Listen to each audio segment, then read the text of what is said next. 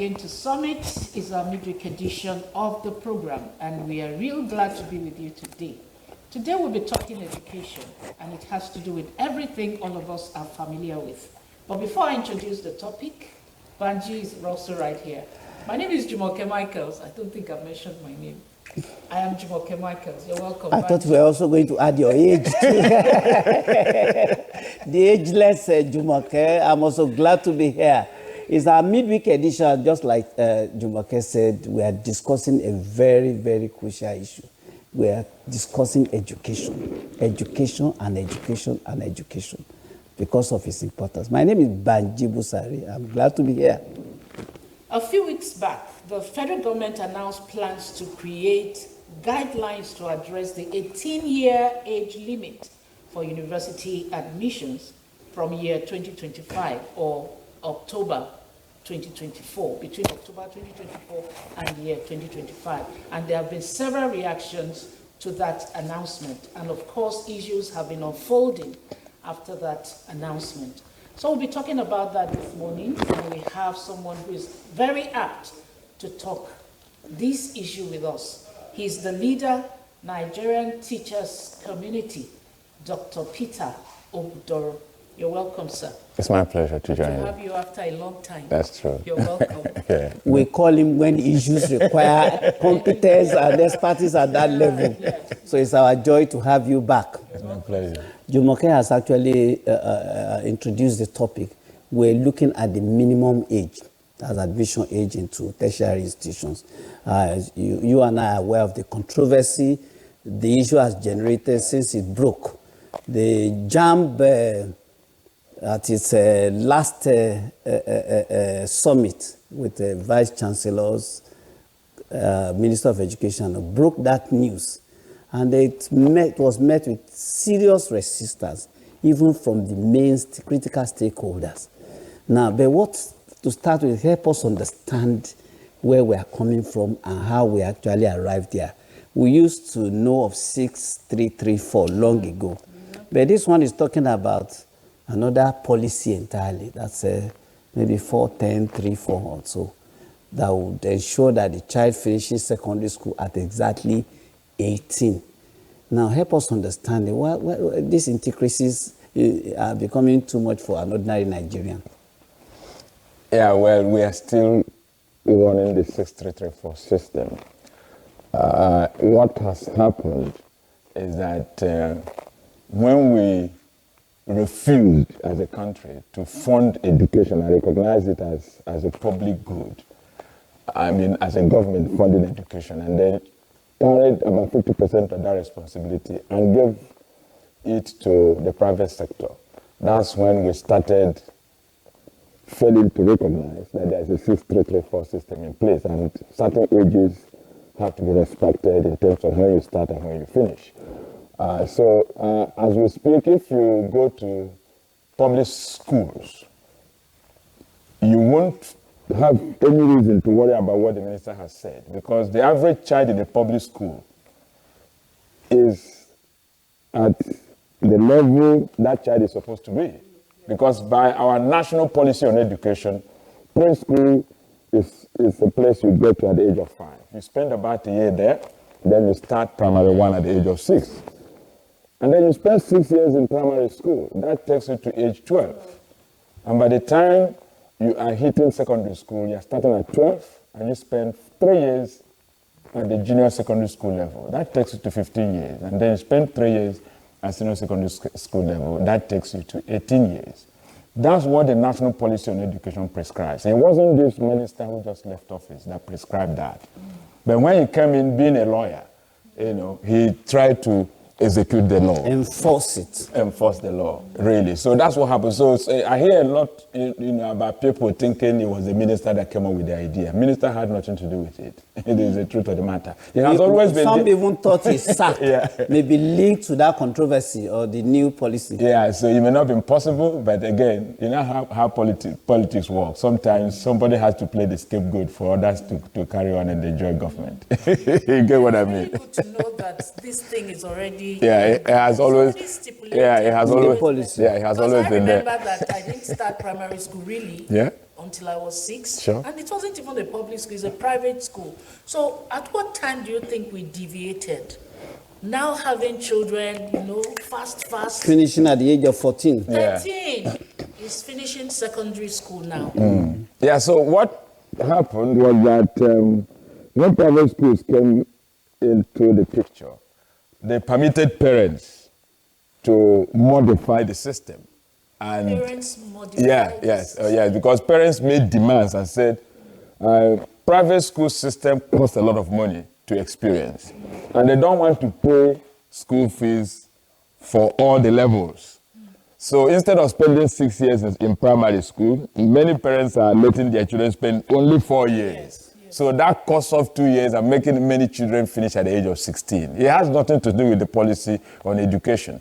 You get what I mean? And then some children are starting much earlier because several other developments have also taken place in society where beautiful women like you who have gone to good schools and have acquired skills, you no longer want to sit at home and take care of your children. So at the age of 3 months, you carry the child to a place you call crèche, and you don't want to keep paying that school fees for a very long time. So by the age of 3, 4, you ask them to jump and move to primary school so that you don't have to keep spending a lot of money, hoping that they will finish at 14, 15, and then you will stop paying school fees, to the private school owners for a very long time. So that's how we got to where we are. Then along the line, we accepted it as normal. Very good. We accepted it. We accepted it as normal. But let me also ask, maybe for the purpose of our viewers who may really want to, what special advantages do we stand to benefit from sticking to those old policies of 6634 that will ensure that the child finishes at 18?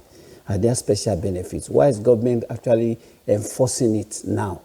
Of what significance? Well, Nigeria is one of the few countries in the world where what we do, obtains, really. If you go to America, the average age at which children get to the university is about 18.5 years.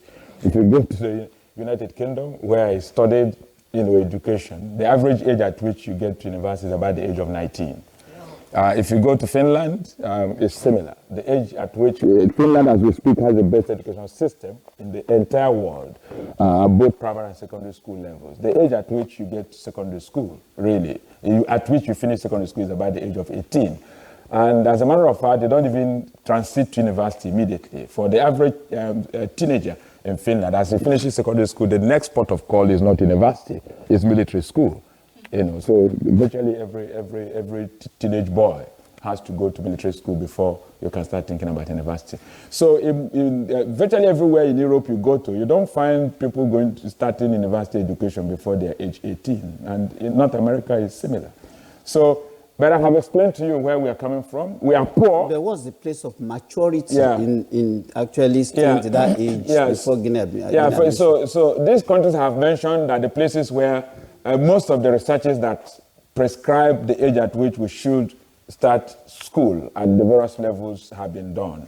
And one of our colleagues, somewhere in Europe, his name is Jim Piaget. He did research on how the brain develops. So brain starts from the level we call sensory motor, moves to pre-operational to concrete operation, and then you move to formal operational. So when a child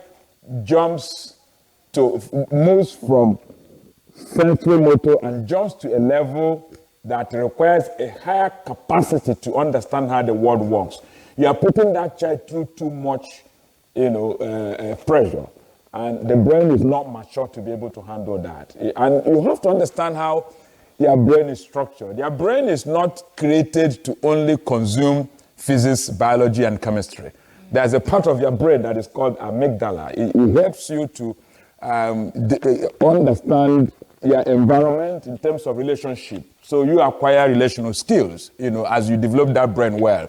And for that to happen, you need to have enough time to play. You need to have enough time to relate at home level with your parents, father and mother. You need to have uncles and, sisters and nieces carry you about. So what we are in this world to do is not just to go and write exams, and get good grades in chemistry, physics, and biology. That's what deceives us most of the time in Africa. So when you raise this kind of issue, parents will tell you, but I know a young person who finished at the age of 14 and came out with 9 A's. Education doesn't begin and end with 9 A's. The child may have 9 A's but may lack relational skills, may lack the capacity to think in the abstract, may lack the capacity to solve problems that require some level of experience, which you cannot have unless you pass through certain stages of the education system. You get what I'm trying to say? So if you go to a place like Finland, for example, when a child leaves home, even if you leave home at the age of 18, they're at the age of 18 months, nobody worries about teaching you how to read and write until you get to the age of 5, starting primary school at the age of 6. They just allow you to come and play on a typical day. Be a child. Yeah, be a child, because it's in playing that you develop your creative ability. It's in playing that you develop the capacity to experiment, explore. And, that's where innovation starts from. But in our own society, children go to school and they're in a closed environment for the entire 6 hours they spend in the school system. There's no experimentation. So the teacher sits here or stands here and all the children are over there. So the teacher keeps giving them. Nobody asks the child any question because the assumption is that the child has nothing to offer. But that's not very correct. Even if the child doesn't have the kind of knowledge you have because you went to university, the child has questions to ask. That is something to offer. And as the child is interrogating what you're saying, the child is getting answers, getting the whys of what you're doing, why you're doing what you're doing.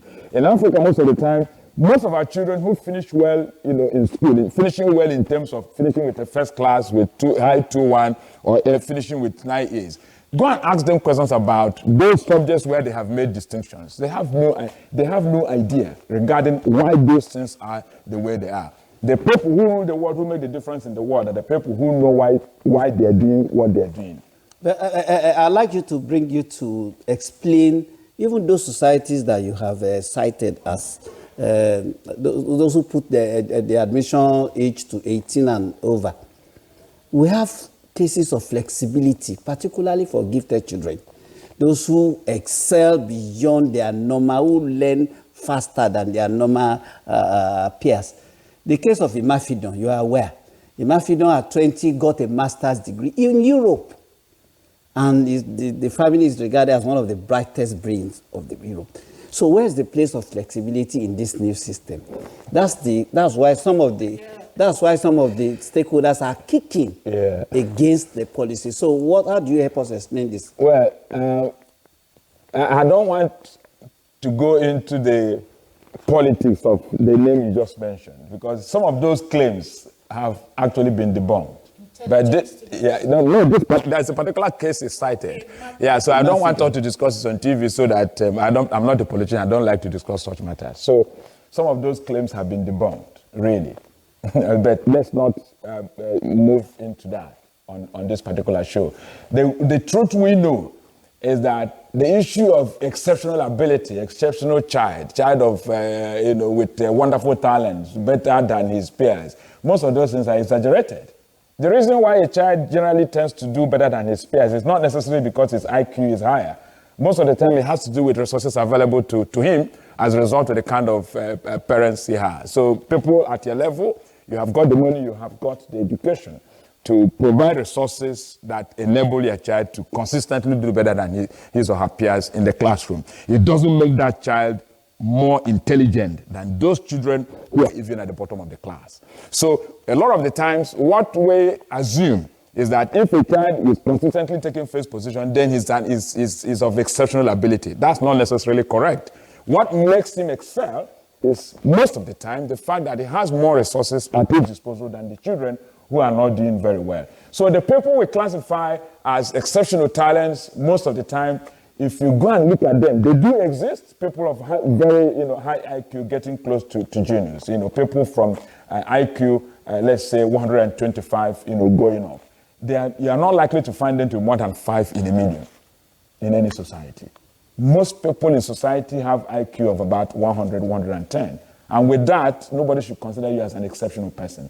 All it prepares you for is to be able to go through normal education processes. If you have all the resources you need, then you finish with a 2-1. And if you work much harder, you finish with a first class. But it doesn't necessarily prove that you are better than your peers. The reason why some people are better than their peers is because they have access to superior resources. And that's what you find if you check the child finishing the average private school at the secondary school level. What you find is that that child does better in school certificate examination, WAEC, NECO, and JAM, than those in the public school sector.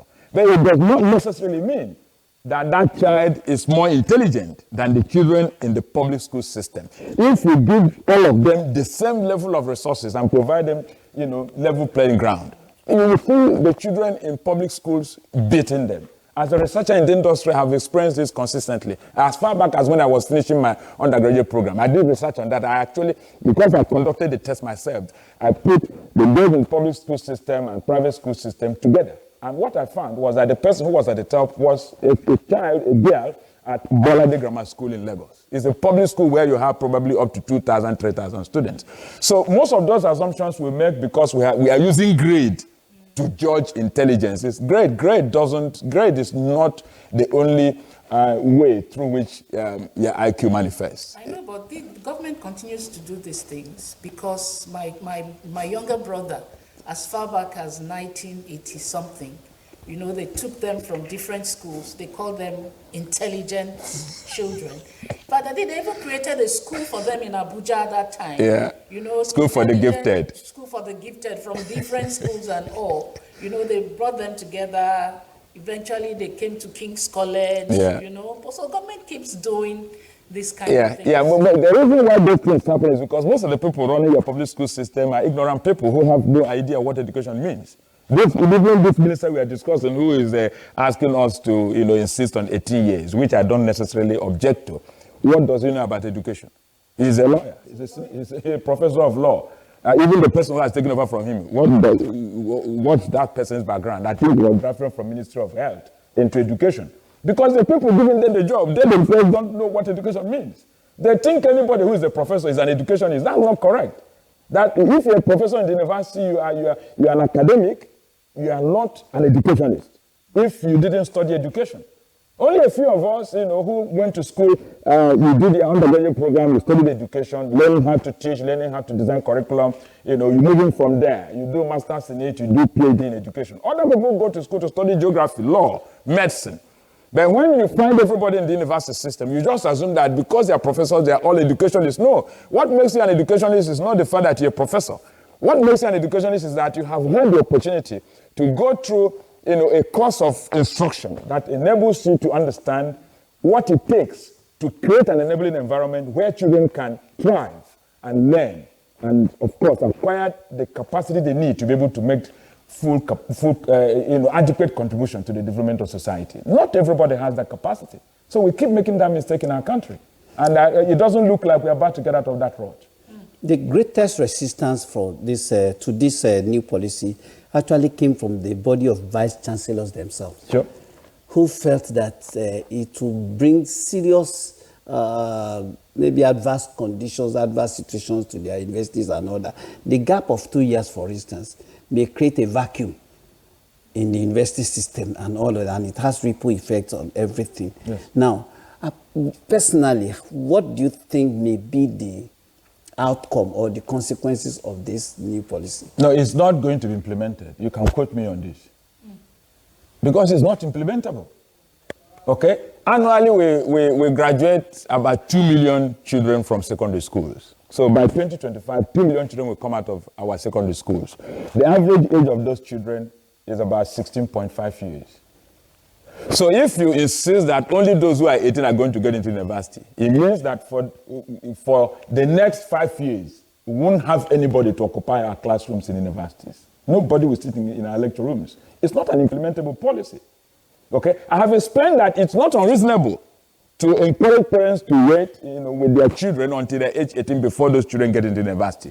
But to insist that we have to implement it now after we have ignored doing the right thing for many years is the wrong thing to do. So it's a kind of, some seeming contradiction. If you don't understand, if you don't do my job, you will think I'm contradicting myself. I'm agreeing parents shouldn't rush their children because their children shouldn't go to school to only learn how to pass exams. So we are discarding that 63 system. Yeah, in other words. Very good. So it's not working. It's not working. So but for you to move to the level that government wants now, you have to give a transition period of about 5 years. Good.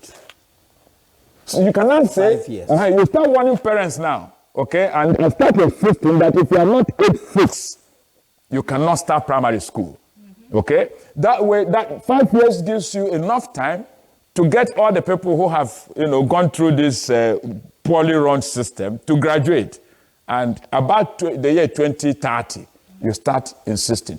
But the reason why we are doing what we are doing is because we are generally Africans. It's not just a Nigerian thing. I think Africans generally have this challenge of being too short-term oriented. So you get into government, you have 4 years to, run your tenure. You want everything to happen within the 4 years. In other countries, Biden gets to office, is planning for his country for the next 30 years, for the next 50 years. You see America, dominating the world and continue to dominate the world, going to space and conquering everything in the year 2080. And he knows he's not going to be alive at that time. But that's not the way we reason in this part of the world. Everything we do, we want it to happen during our lifetime. We are not planning for generations, that will come after us. Even UAE have started operating at that level. As they're making money from oil and from tourism, they are taking a significant fraction of that money and keeping it aside for generations that the current leaders will not be able to meet.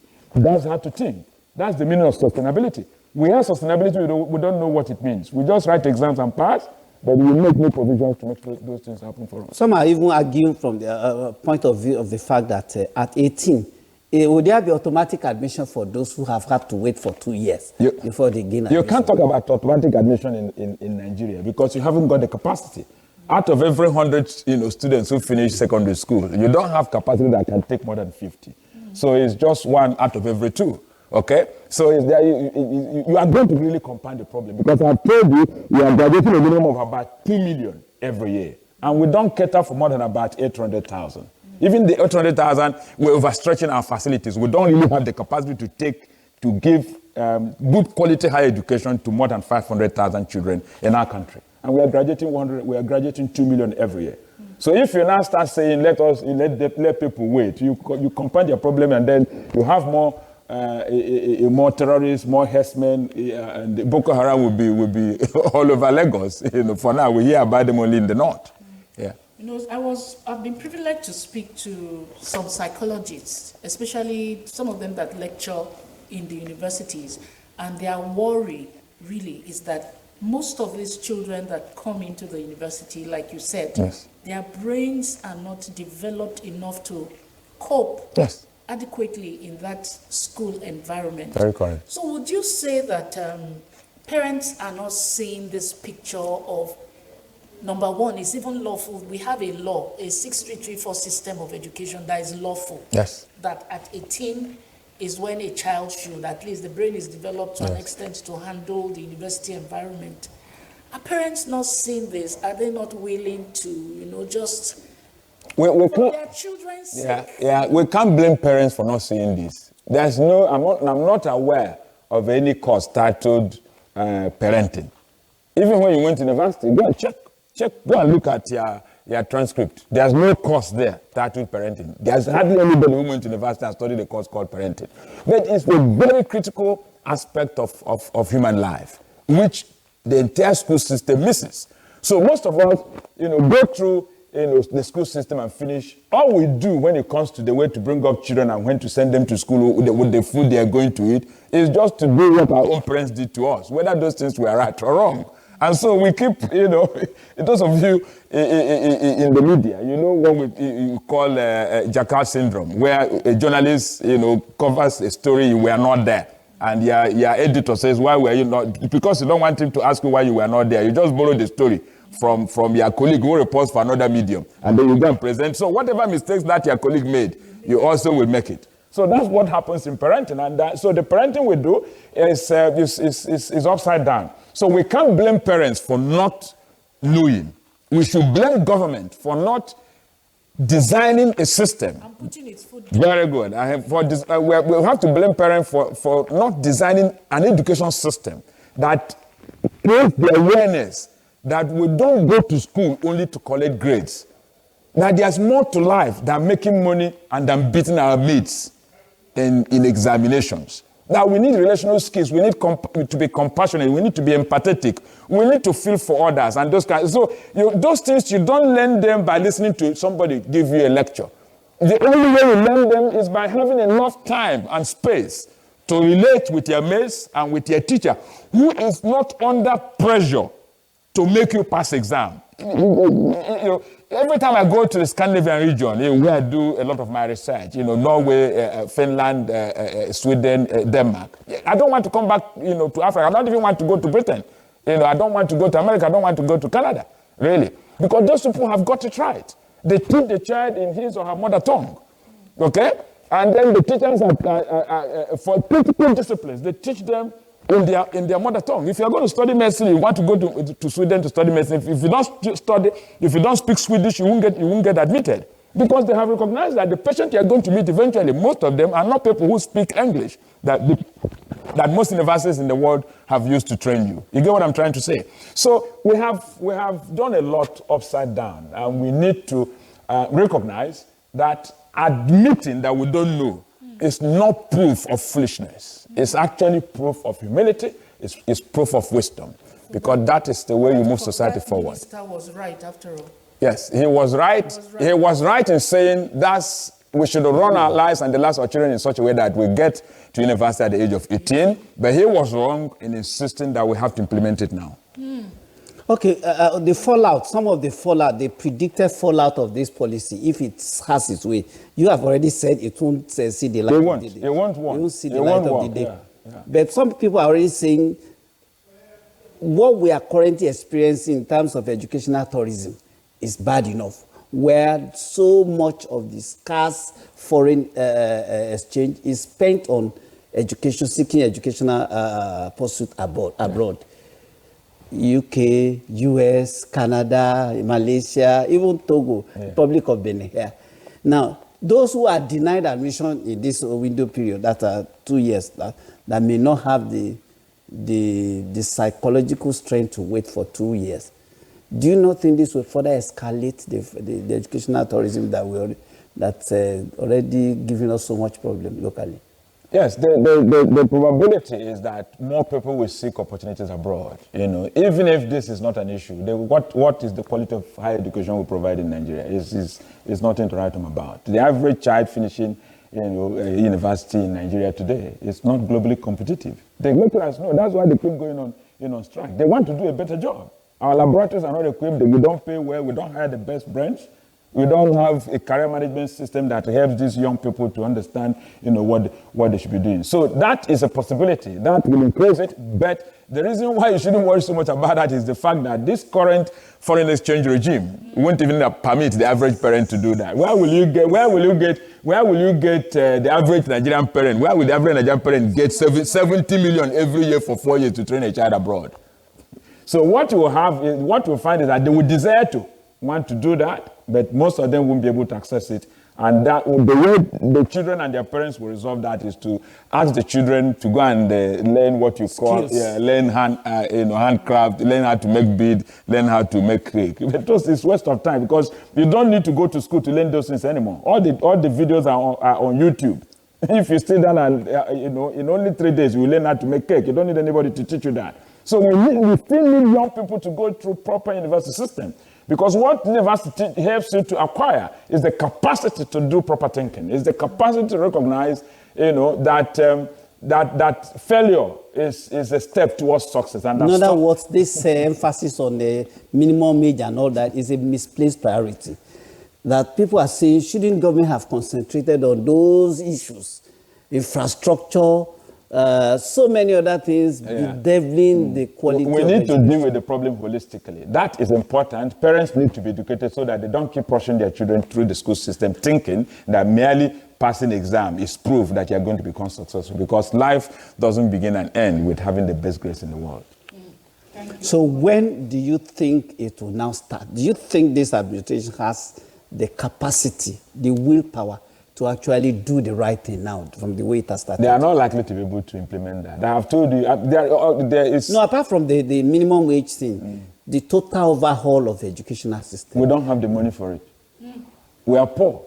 Nigerians always deceive themselves into believing that their country is a rich country. But we are potentially rich. Yeah, we are potentially rich. Our riches are deposited in our soil and in the pockets of our politicians, really, to some extent. But even at that, all the money that politicians are going to Abuja to share, all the people in cabinet, federal level, state level, those in the parliament, federal level, state level, all the money they are stealing is not up to 50% of Facebook's wealth. One company in America.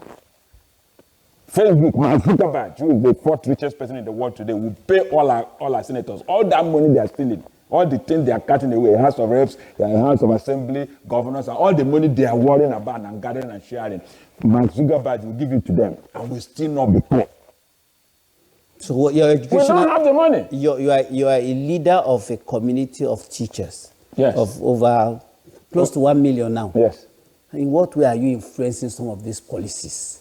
Yes, when we are doing this on this platform is part of it. I'm not a politician, so I haven't got the instrument of law to decree what has to happen. If I have the opportunity, we can transform Nigeria's education in only 10 years and get at least students in other African countries coming to this place to come and get good quality education, because it's not rocket science. The people who have made it happen in Finland, in Norway, in Britain, in America, they are my colleagues who study in the same classrooms, in Cambridge, in Sheffield, in Austria, all over the world. But you come back to your country, they ignore you because you are not a politician. You haven't helped them to get the votes, and so they are not going to give you opportunity to benefit from what they think that politics brings. So that's the truth of the matter. So we are not going to overcome our challenges overnight. It takes money to make some of these things happen, but not only money. It takes the right capacity, the right intelligence. When I talk about intelligence here now, it's not just the regular IQ, but we have intelligence in every sphere of life, really. But not much of that is available in our country because we are not running a proper education system. So if you give some of us a chance, which is actually, I have created a chance for myself by creating a platform where teachers come to share ideas. It's not only Nigerians that we're catering for now. We have teachers from over 100 countries around the world who come and share ideas on Nigerian teachers. So that opportunity to network and interact with teachers from other parts of the world, including these countries I have described, that opportunity is giving our Nigerian teachers the opportunity to learn how to run proper classrooms so that they can use the opportunity that God has given them to relate with these children to transform those lives. But we must be patient. Rome was not built in a day. When you hear that adage, is indeed true. Britain has been on this journey for centuries. America has been on this journey for centuries. Several other countries you want to emulate, they didn't get it overnight. Nigeria is just a country that is only about 100 years old. So give us about 200 years and we'll get there. Another 100 years. Thank you, Dr. Ogudoro. It's my pleasure. Sharing your thoughts with us on education this morning. Thank you so much. You have really given clarity to this issue. Thank you. All right. All right, so we'll move on to the next segment of Summit, like we always do, showing you some of the good things happening in Lagos State through the administration of Governor Babajide Sanwo-Olu. So please enjoy this package, and then we end it there. See you next week. I am Jumoke. This is Banjibu Sari. I believe that Doctor has said so much, and whatever you think you can also contribute at your level to change our situation, particularly in terms of educational development. Please don't hesitate. Don't wait till government does everything. My name is Banjibu Sari. Thank you, Doctor.